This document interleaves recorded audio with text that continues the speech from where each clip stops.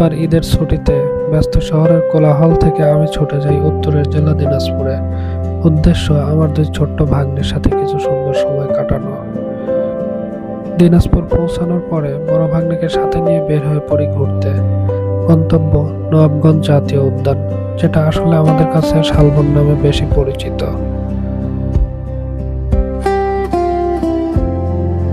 এটি প্রায় 500 হেক্টরের বেশি জায়গা জুড়ে বিস্তৃত একটি সংরক্ষিত বনভূমি, যা 2010 সালে জাতীয় উদ্যান হিসেবে ঘোষণা করা হয়।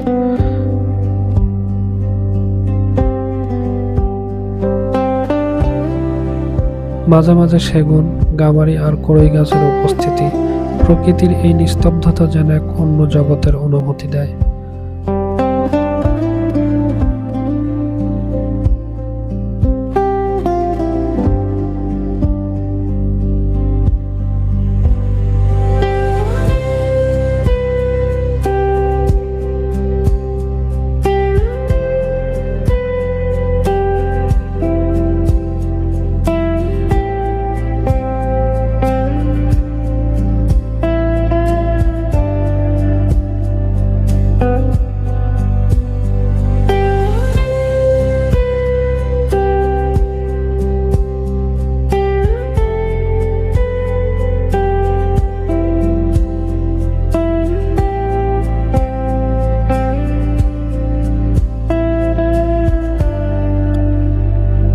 আমি এবং আমার বড় ভাগ্নে দুজন মিলে হাঁটছি এই বন পথে, কখনো হাসি কখনো গল্প।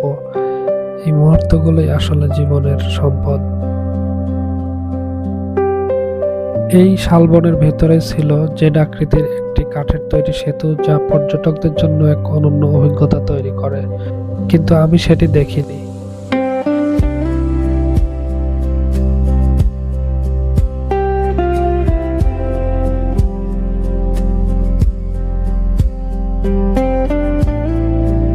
বিভিন্ন প্রজাতির পাখি, বনবিড়াল, খেকশিয়াল, এমনকি মেছো বাঘও এখানে বসবাস করে।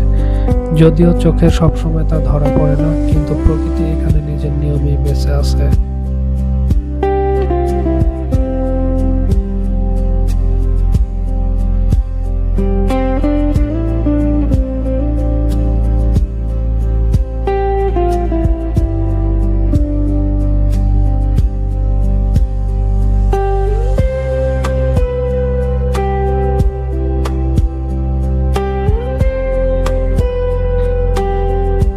প্রকৃতির সাথে সময় কাটানো মানে নিজের সাথে সময় কাটানো।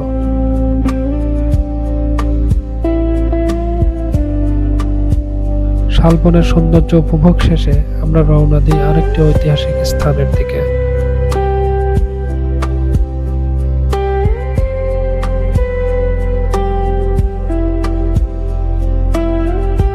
সীতাকোট বিহার।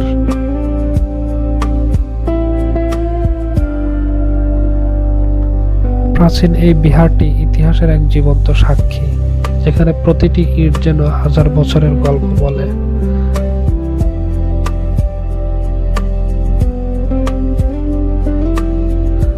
দিনের শেষটা ছিল এক অদ্ভুত প্রশান্তির। প্রকৃতি আর ইতিহাস দুটোর মাঝেই খুঁজে পেয়েছি এক গভীর সংযোগ।